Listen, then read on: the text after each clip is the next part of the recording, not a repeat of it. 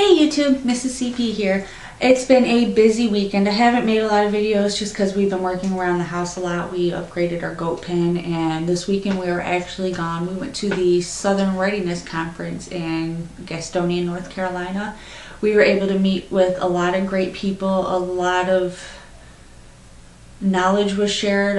Southern Prepper 1 was there, Engineer 775 was there, Solar Chef 1 was there. They were all speaking, and we were able to learn a lot from them and a couple other speakers that were there, and we were able to network with people in our area too, which is always good. When you're a prepper, you always want to network and share knowledge so you can learn.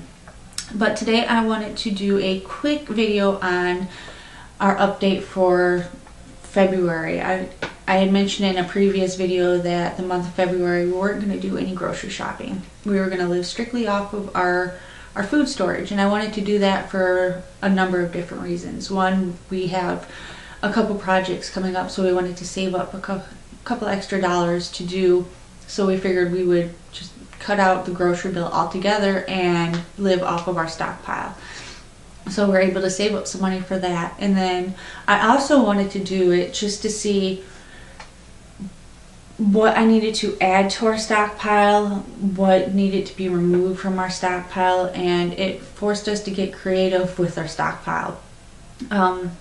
We learned how much we ate in a month, and I don't want to have to cut my kids' calorie intake down to 1,000 calories a day. If SHTF was to happen, I want my kids to be able to live the normal life that they're used to now. So I want to feed them the food that we have in our stockpile, so they're used to it, their digestive systems are used to it, and it's not a shock if for some reason we have that to live off and that is it.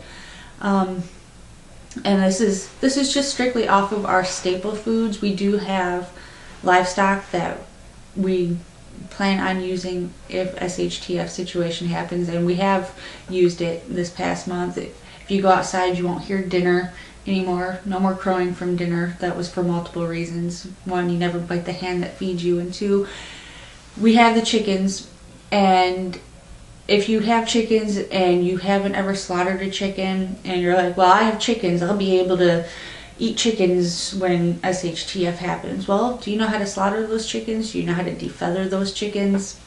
If not, you need to learn. It's not an easy process, especially if you're just learning how to do it.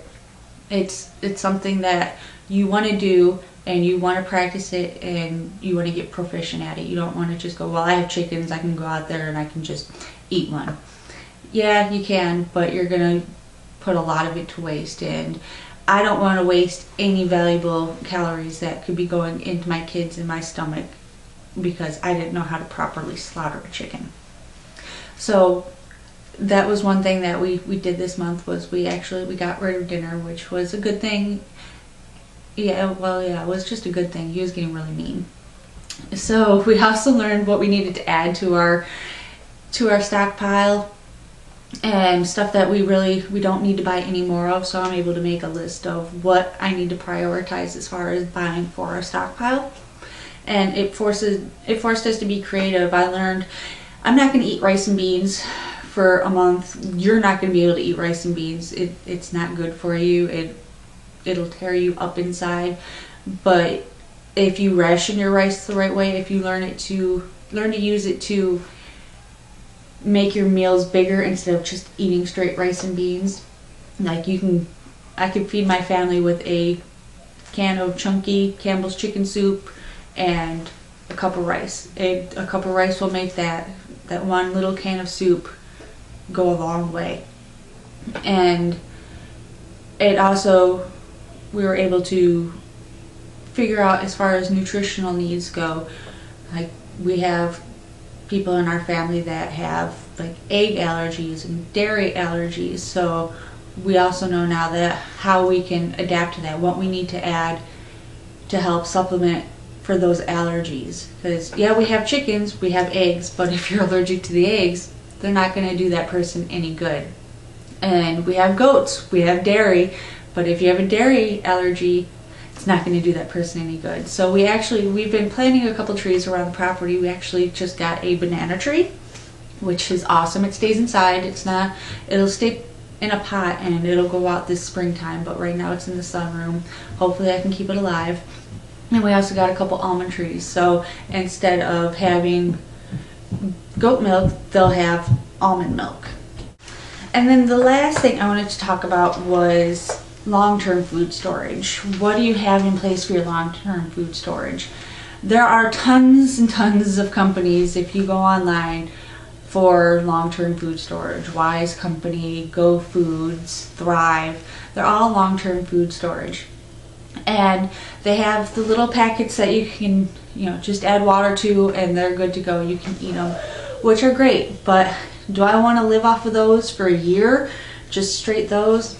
No, I don't. I really don't want to live off those. Granted, I'm probably one of the very few people that can honestly say I love MREs.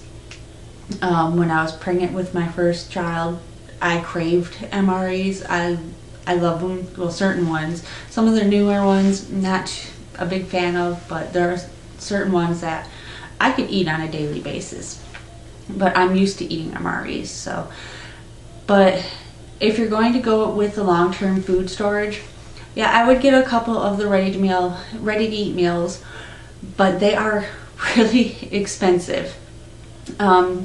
So yeah, we have them, and we used a couple of them throughout the month just so our kids could have them and taste them to make sure that what we had in our stockpile they would eat, because it doesn't do us a lot of good if we have a year worth of food and our kids won't eat it. Yeah, eventually they'll eat it, but I don't want to have to change the way they're used to when something happens. So we want to make sure what we have on stock is something that they will eat. And yes, they're young, so their taste will change, but I want stuff that they'll eat right now. So yeah, we have some of the pre-packaged meals, but the smaller the package, the bigger the price. So I also recommend getting like the number 10 cans of just like the freeze-dried foods, the freeze-dried beef, freeze-dried chicken, all the vegetables and things like that, and then like your basics like grain and milk, powdered milk and sugar and things like that. Get number 10 cans of those, and then that way while you're cooking now, you can learn how to incorporate those things into your everyday meals. That way you know how to use them and what they taste like. That way you're not in for a shock when that's all you have to eat for 6 months and you don't know how to use them, and you end up buying 50 cans of freeze-dried green beans and you turn out that you don't like them. So I recommend getting a smaller, or at least one number 10 can of something and tasting it, see if you like it, and then stock up on those. Stock up on the stuff that you will eat. Don't just stock up on rice and beans. But I think that is pretty much all I have for you. I'm going to be making a couple other videos throughout the day and posting them throughout the week. I'll be doing an update on our chickens that we got from Murray McMurray Hatchery. They're just over 4 weeks old now, so I'll be doing a video on that, and our seeds, how well those are doing from when I had a major case of cabin fever and decided to start growing my garden inside. So I'll be doing those and be posting those throughout the week. So be sure to follow us on Facebook and subscribe to our channel, and happy prepping.